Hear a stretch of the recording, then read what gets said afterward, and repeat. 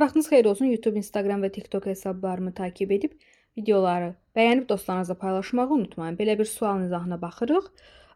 AKC qövsün uzunluğunu bizdən istəyirlər. Sual 9-10-cu siniflərə OTK blok imtahanında salınıb. Qövsün uzunluğunu düsturun yazaq. L bərabər pi r alfa böl 180 dərəcə olar. Bizə alfa lazımdır. Alfa nədir? Qövsün qarşısında duran mərkəzi bucağın dərəcə ölçüsüdür.